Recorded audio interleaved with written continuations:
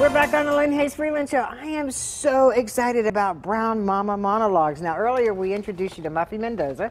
She's the founder of Brown Mama Monologues. We have two other speakers joining us at this point, Jessica Brown and Ray Taylor. And before we come back and tell folks how they can see all of this, Jessica, give me a highlight from your story. By any means necessary is my highlight.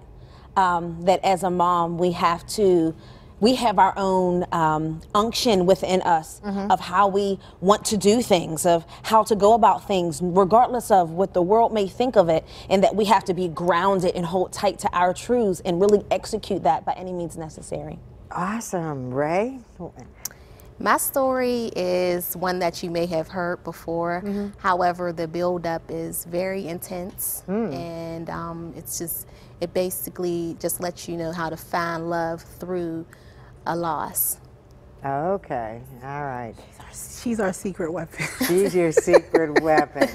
So, Muffy, I mean, give me some background on this, because I listen to all four women. They all have powerful stories, but a lot of times as black women, we don't think that anybody knows what we're dealing with, understands what we're dealing with, and we don't share.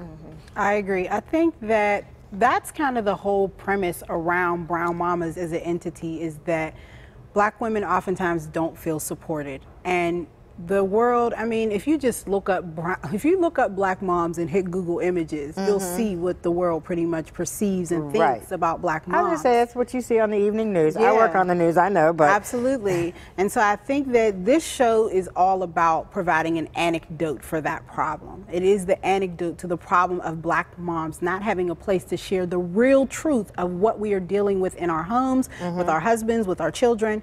And we really want to show a more positive side of black motherhood that's not always shown. And, you know, Brown Mamas, that is what we're all about. We are about not necessarily being the broken down black mom, like we need help, it's violent in our communities. It's about uplifting. It's about telling black moms, listen, we know that it's not perfect, but there is a way out of this, and we can provide that for each other. We can be the light at the end of the tunnel for each other to raise happy, healthy kids, and to do that in a way that is fun, and in a way that is inspiring, and in a way that doesn't always have to look so broke down and beat down. Perfect. Now, how can folks come and see this production? So you can come and see the Brown Mama Monologues. Our show is going to be taking place Saturday, May 12th, 6 to 9 p.m. at the Carnegie Library in Homewood. A lot of people don't know that there is a theater. And it's a great theater. It is gorgeous. The acoustics in there are perfect. So it's going to be a perfect day. This is a perfect way for you to celebrate Mother's Day, and you can get tickets at brownmamamonologues.com.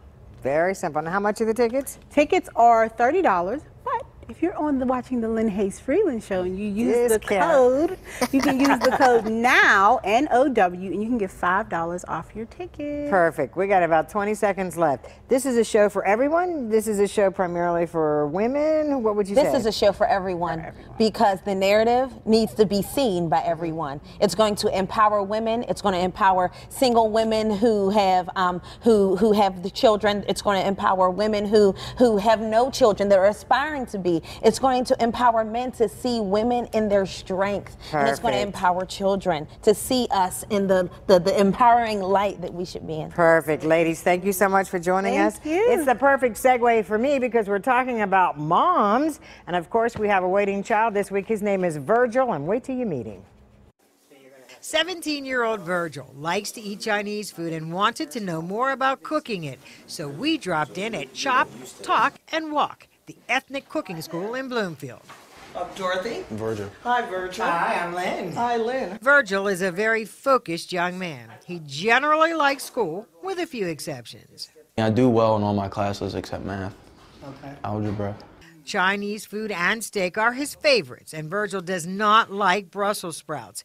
Virgil is mature for his age. He's had some losses in his life, which play a role in who he is. My dad passed whenever I was 3, so like I never knew that side of my family.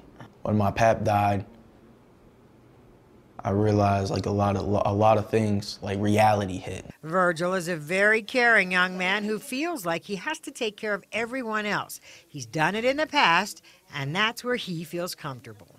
I want to help like whoever who needs help. Virgil likes rap music, is not a fan of movies, but he loves to read. I get into every kind of book there is. He's not into organized sports, but he will play backyard basketball or football, and he loves working out. What's his favorite pastime? Going to the mall, of course. Oh, yeah, there is that. There is that. Virgil has a serious nature. When he gets out of school, he wants to get a job, earn some money, and then focus on picking a career. But every now and then, he'll give you a smile that will just warm your heart. Virgil is a waiting child.